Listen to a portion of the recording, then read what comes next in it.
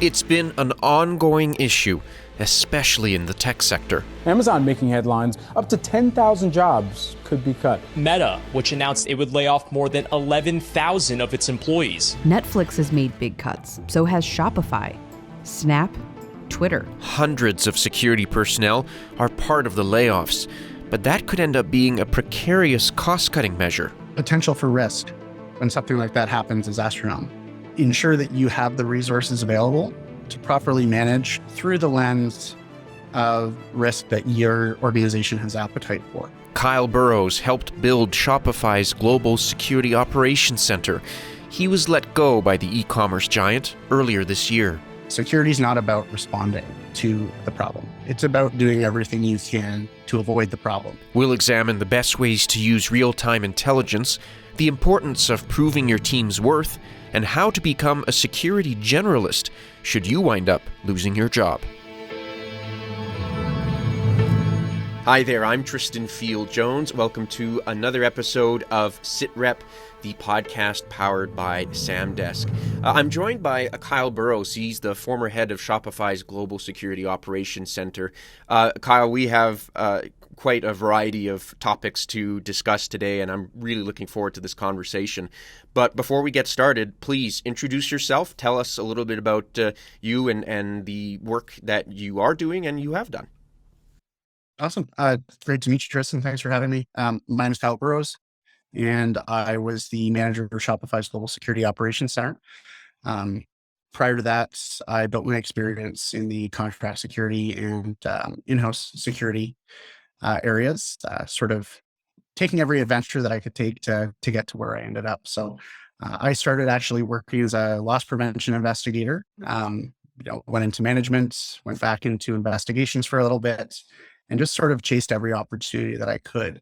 But I've also dabbled in things like project management and business analysis, which has really helped me, I found, to be well-rounded and what I like to call a security generalist. Yeah, and that is a topic we will certainly discuss later on in the episode too, because I think that'll be some valuable insight and advice for security professionals out there, especially in the current environment that we find ourselves in. Let's start with your experience at Shopify. So you helped build the GSOC there, and again, Shopify being one of the biggest e-commerce companies in the entire world. So how did you start such an enormous task, and did you have to build the GSOC from scratch? That's actually a great question. I'd love to say I built everything, but the reality is that my role came into existence based on the need of the business. So somebody before me planned that they wanted to open a global security operations center, and their plan was to staff it with contractors. So I actually began my adventure with Shopify as a contractor, working with G4S Secure Solutions, and I was brought in at the point where the client had identified the equipment. They'd worked with consultants to sort of identify that day one vision of what it would be.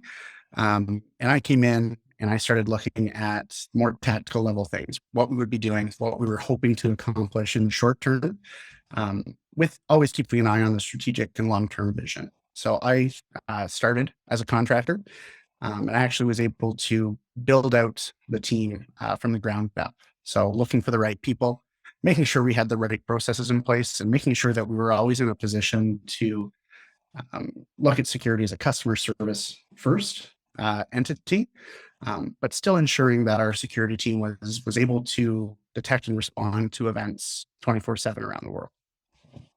So how long did it take for you to essentially complete the GSOC? I realize the GSOC is always evolving, but to get it to its final form, if you will. And what did that end result look like versus what you started with? Yeah. So when we first, it took about 2 years for us to hit what I would consider a full and resilient cycle. You'll hear me use the term resilience a lot because I'm a huge believer in redundancy when it comes to business critical functions. So it took about 2 years to build. And where we started was actually with a couple desks in a repurposed meeting room. So that meeting room was originally designed for about 6 people. And we had actually planned for an even smaller space. But the COVID-19 pandemic meant that we had to ensure greater distancing between the workstations. So we got promoted out of a closet into a meeting room before we could even prove the concept. So our GSOC started with 2 desks. Where we ended up 2 years later is we had space for about 6 desks, and we'd taken on a whole lot more. So what originally started as security contractors monitoring doors, alarms, and CCTV cameras around the world, which was really just designed to reduce workload on other members of Shopify's core security team who were expected to respond to these alarms even if they were in the middle of the night. We were able to build an entire support organization around that. So within a span of 2 years, we went from looking at doors and windows and cameras to supporting events happening in Shopify spaces in real time, supporting any sort of special taskings that our executive protection teams had, looking at global events and generating what we call situational awareness. For an international organization, especially, having that understanding of what's going on that impacts your business, that impacts your people, that impacts your ability to be profitable, is vitally important, especially when you're able to take that information and turn it into understanding that drives decision making. It was a fast and furious few years from start to where we ended up. Well, and talk a little bit more about how you built that GSOC. What are some of the things you needed to do to grow from 2 desks to 6 desks and a proper operation?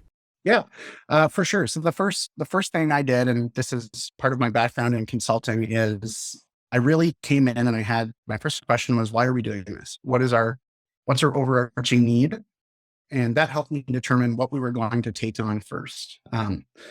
It's really easy for me to say, hey, we can do, this laundry list of things until we have to turn it into a process that can be executed by what started as one person working 24/7. So we defined scope. And from there, we started looking at, what were our priority 1 and priority 2 items? How could we knock that out? So we wrote our procedures. And we started, like I said, with doors, cameras, alarms, writing incident reports, and giving the operators the ability to know who they needed to contact if there was a facilities issue or a law enforcement issue in a country halfway around the world. So we turned things into processes. And my focus with the processes is it had to be something that could be done 24/7 with a relative degree of autonomy. Like I said, we started this in a large part to reduce the noise and the resource drain that came from having security team members on call. And our focus on that wasn't to just have a call center that would call them internally. It was to employ people that were trained and capable of solving low-level problems. Where we went from there is we were able to reduce escalations. Pages became out of the ordinary, which meant that to our internal security team members, there was a certain degree of urgency versus getting a phone call from an alarm company because your temperature sensor's a degree too warm again, and it's going to reset itself in 15 minutes when the air conditioner kicks back on. The next big thing I focused on was identification of the role. So we had our procedures, we had our initial expectation of what a GSOC operator would need to be, and really identifying the type of person, the type of worker, and the skill sets that we needed to, do this, not just 24/7, but do this successfully 24/7. Since we were starting with 1 operator per shift, we needed to ensure that the people we were hiring now would be people that we could trust to lead later once we started scaling. And I think that is probably one of the biggest successes that we had, was just really identifying and doing, competency-based interviewing. Because I was the contractor, I was able to look at the employees that we had internally and see what their skill sets were, and really just pick a team right at the start that we felt would be successful and would help us to have the time to grow the program. Um, and at that time, it's how do we get these people trained to a point where they can function 90% through our standard operating procedures and give us the time to say what comes next. Where do we need to go? How is the current thing working? And do that sort of, as you alluded to, the GSOC never stops growing. It's in this state of continuous improvement. And, in order to have the ability to work with stakeholders, we need to make sure that the day-to-day is working efficiently in the first place.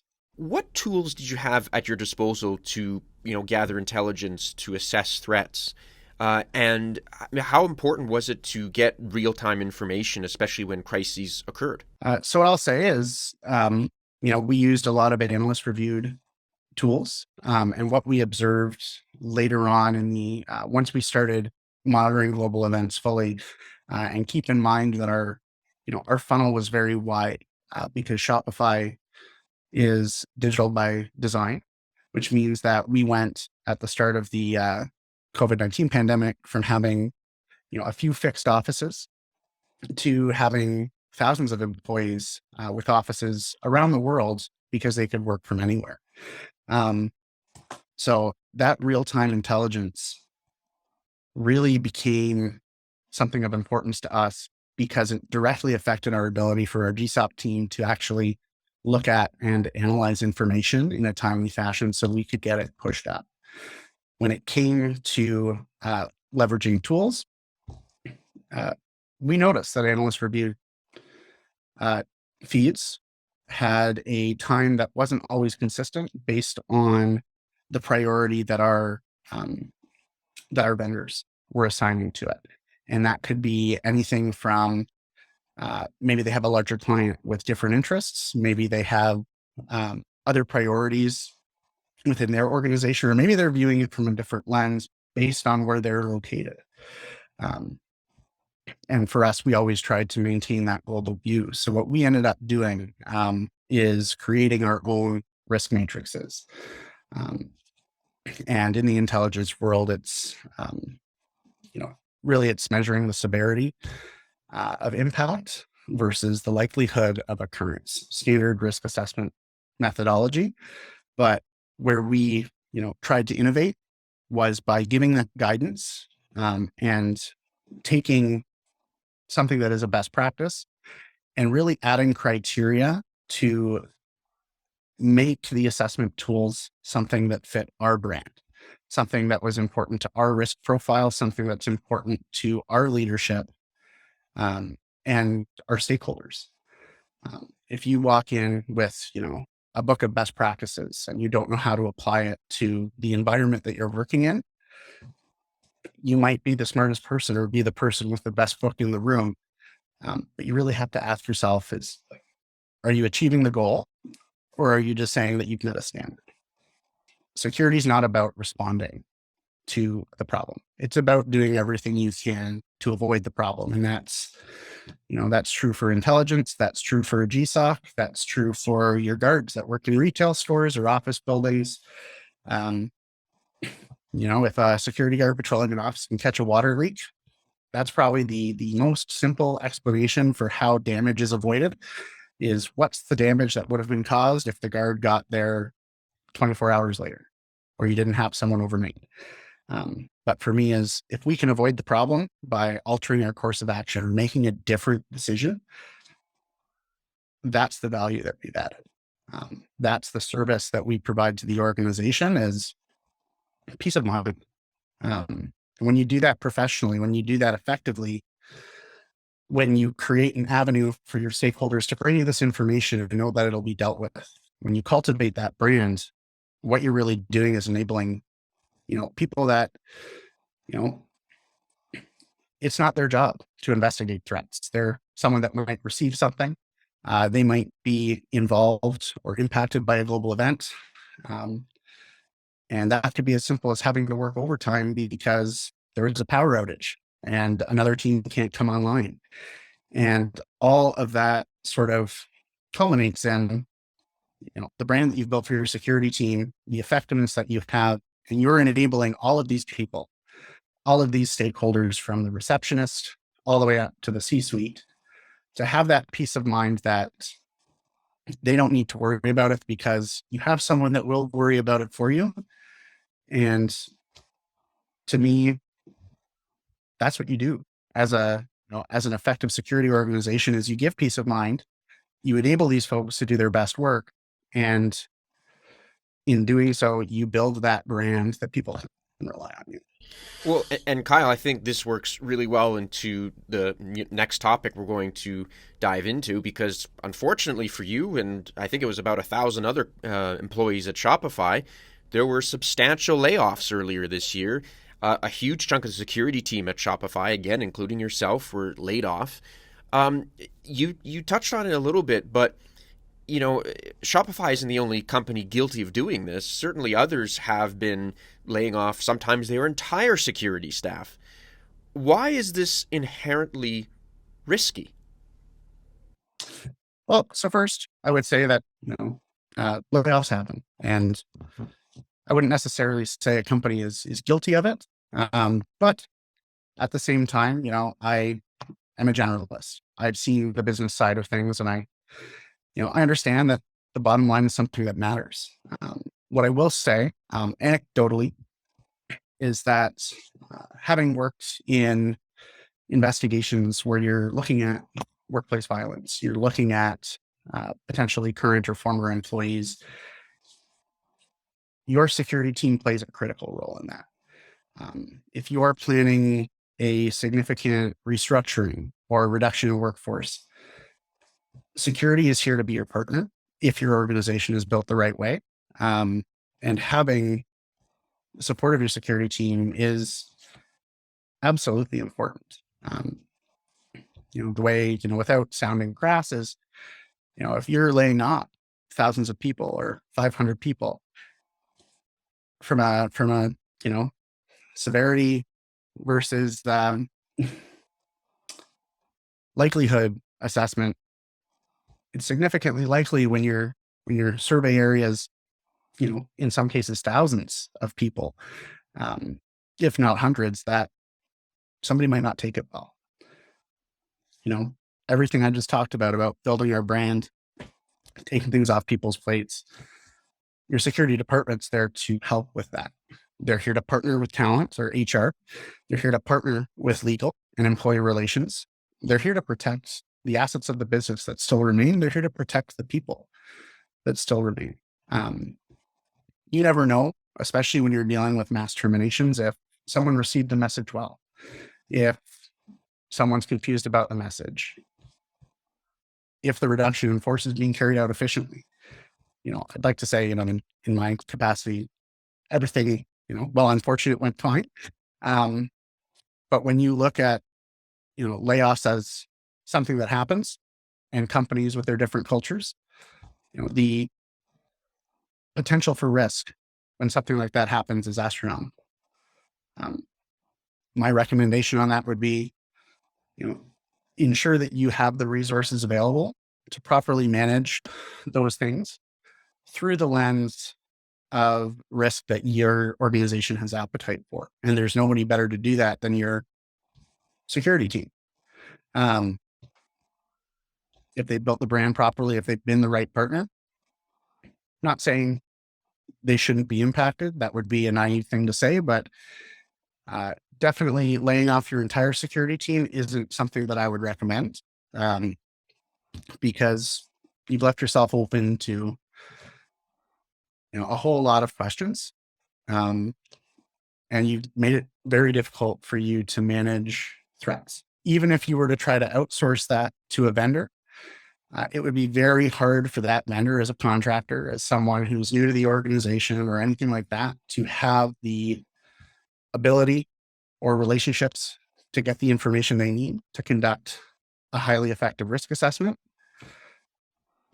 unless you're willing to put that additional work on HR and legal, and hopefully all the stars align on that.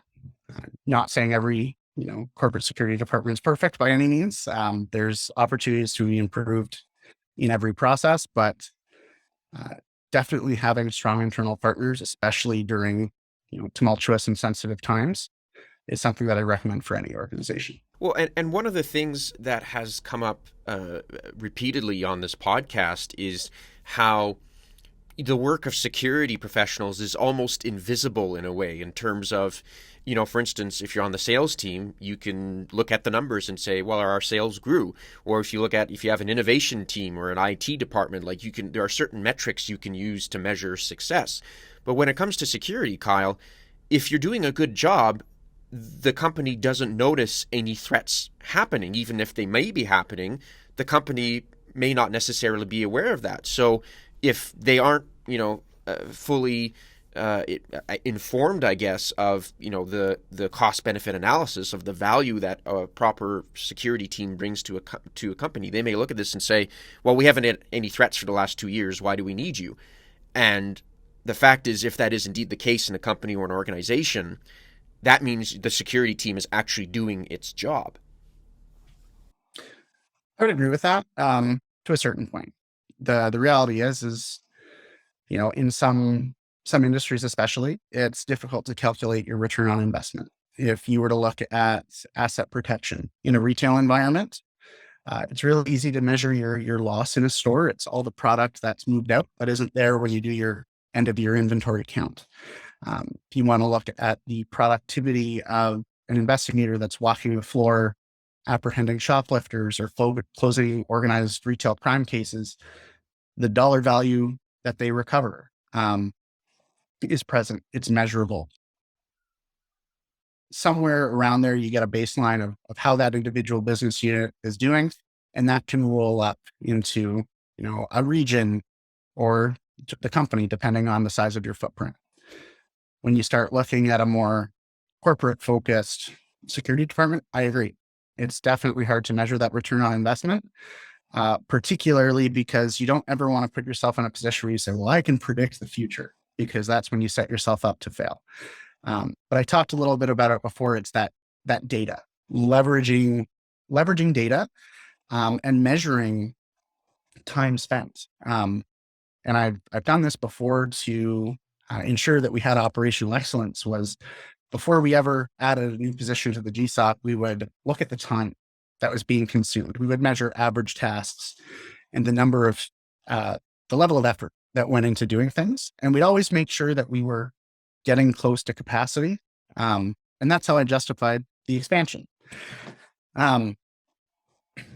Similarly, it's getting that information to leadership in a way that matters. Understanding what the company cares about as a risk profile, that messaging has to come down from your C-suite, from your executives. And that gives you something tangible that you can pull up and serve as, hey, you're concerned about health and safety incidents. Here was our average cost of workplace injuries, or here was our average loss on, devices that were stolen while people were traveling. Here's what it is now. And here's what controls we've put in place that resulted in this number. We shoot for continuous improvement. That doesn't mean everything we do is always going to work. But if you set yourself up to measure where you're coming from and measure where you're getting to, and that can be through qualitative analysis. It can be through charts, reports, graphs, and it should be through open communication up to the highest levels of your organization. Is numbers speak. If I'm a VP of finance, if I'm a CFO, numbers speak. If it's a legal issue, it's, here's what we've avoided, right? The risk that we've avoided is money saved. That's money in the bank. Kyle, we've had so much fantastic advice from you so far, and I want to touch on a point you brought up earlier in terms of being a security generalist. It sounds like that would be extremely valuable, especially in this day and age when we are seeing layoffs at many companies. So how do you become a security generalist, and how does that help increase your value to an organization? Yeah, that's a great question, Tristan. I would like to say that I did it intentionally. The reality is I didn't at all. The way I've learned My degree is in general arts with a minor in communication. Way back when I thought I was going to work in advertising. Then I said, oh, maybe I'll give HR a shot. So organizational communication seems to work. I have never worked in HR. I've never worked in advertising, but I started off with something that I felt would make me unique, make me stand out. I fell into the security industry because I had a connection that was looking for an account coordinator and an investigator in Ottawa, which was an emerging market for that particular company. And I said, I'll take that on.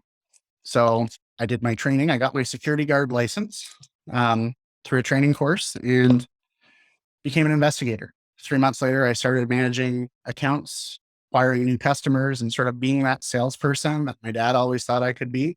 He's a sales guy. I'm not. It's okay. But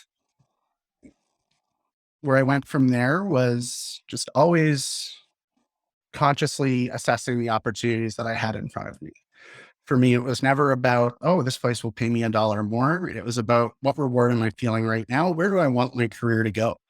So after working as a loss prevention investigator, I ended up working at Target, where I had this opportunity to not just lead a team of asset protection specialists of our plainclothes and uniform guards in these stores, but also to help my peers and implement new procedures as we tried to open Target Canada.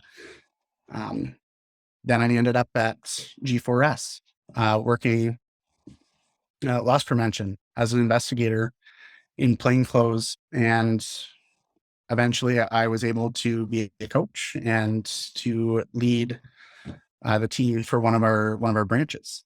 And here and there, the benefit of the guarding industry for me is that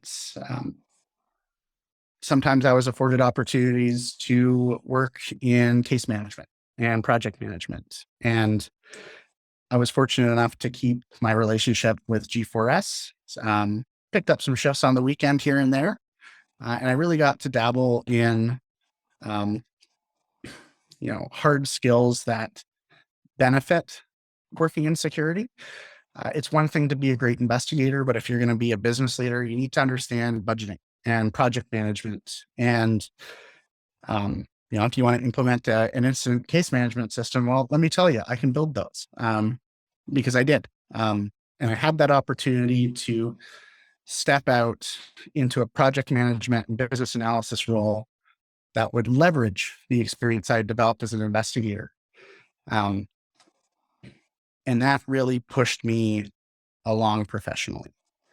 At that point, I was no longer talking about guarding and, stopping crime. I was talking about the impact to business and measuring those results. But when I looked at what I had time for, where I wanted to invest myself, I chose to look at things that were adjacent to, but not directly aligned with security, because that would make me more versatile as a player. So a couple more questions do come to mind, though, especially as we look at everything we've talked about and, again, building a GSOC and analyzing threats and the messaging, all that stuff. So at your time at Shopify, what kept you up at night when it came to security concerns? And are those particular security concerns still something that worries you today? So I think, the biggest concern that I would have when looking from a global lens is understanding the impact that certain things can have on your employee demographic. The Russian action in Ukraine, the special military operation or whatever they're calling it. Big air quotes on that. That's the stuff that keeps me up at night, because in certain circumstances, we don't know what comes next. That's something that even if you don't have employees in Ukraine, you might have people adjacent. You might have people who have relatives. It's the 2020s. Being an expat is a cool thing to do. It's not the same, not even like it was in the 1940s. All of our communities are interconnected. And it's about supporting employees while making sure that you're not marginalizing others in the process. We don't know, everybody's, nationality of origin, where their parents came from and anything like that. So the stuff that keeps me up at night is knowing that, there's people that are worrying and there's information that we might not necessarily know. Um, so to me, I can have a contingency plan for pretty much everything.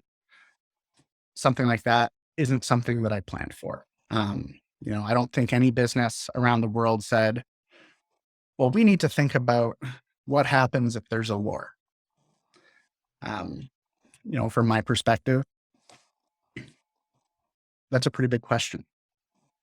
There's a lot of unknowns, and coordinating a response like that isn't something that even I could do at my level. That's something that would take the buy-in of the C-suite if the need arose. So the thing that keeps me up at night was definitely, I don't want to say scrambling to get a plan, but, trying to find that right time to sort of raise the alarm bell on something that's maybe a little bit less traditional of a risk as a corporation.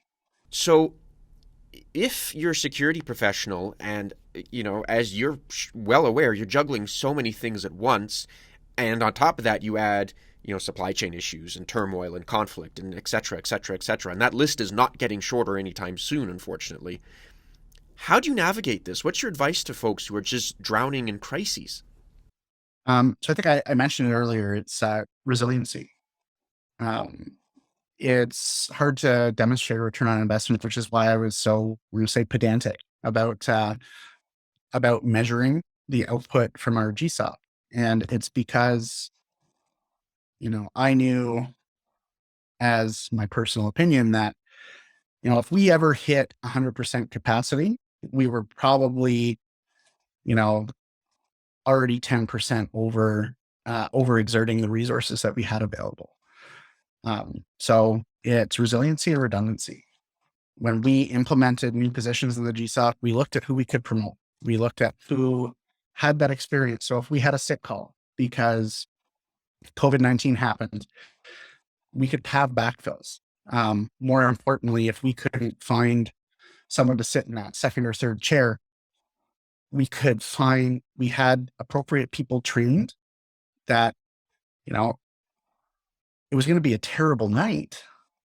It was going to be a horribly busy night or a horribly busy day, but they still had the capabilities to get the job done.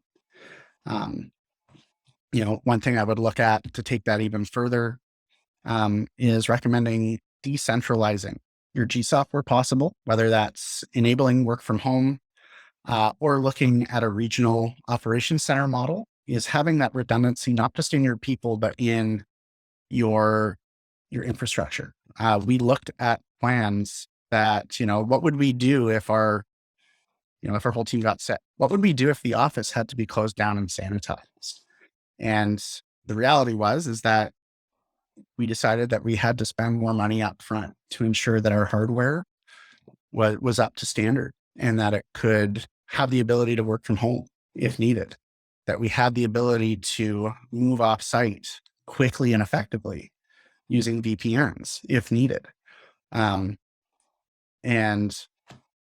in doing so, while we still enjoyed the in GSOC working environment, and we're able to build some really great team morale, it was never something that would cripple us. Because, let's say, the building where our GSOC's located caught fire. For whatever reason, we couldn't have it staffed. To me, once you build that service that people rely on 24/7, the onus is on you to provide that service 24/7. Because if you say, this is your emergency line, this is your corporate 911, that phone needs to be answered by the third rate. And it's making sure that you're able to do that, whether it's through, we've dealt with power outages and we've forwarded phone lines back to someone who was on call. And, I've sat at my desk in my underpants at 3:00 in the morning because, Murphy's Law says the power's going to go out. And it's about having that resiliency and having people that believe in that mission and are willing to go the extra mile, and also recognizing your key players, whether they're contractors or internal folks. It's hiring the right people and investing in them so that they feel loyalty. They feel a sense of purpose in the mission they're executing. Kyle, this has been a great conversation. Like I said, really appreciate your thoughts on the security landscape, and I'm sure we'll have more to talk about another time. If people either want to get in touch with you or if there's anywhere they want to read up more, what would be some places where people could potentially connect and maybe have a chat with you if you're open to that? I can be connected with. I'm available on LinkedIn, and that's probably the best place to find me. I'm the Kyle Burrows that has a face that looks like this. Not sure how many other Kyles are out there, but definitely a good place to find me is LinkedIn. Okay, excellent. Kyle, thanks again. Fantastic discussion. That's Kyle Burrows. He's the former manager of Shopify's Global Security Operations Center, joining us on SitRep. That's all for this week's edition of SitRep. If you'd like to get in touch, you can email sitrep@samdesk.io or follow us on Twitter and LinkedIn. Just look up Samdesk, all one word. If you're enjoying SitRep, please make sure you subscribe and give us a rating. Until next time, stay safe out there.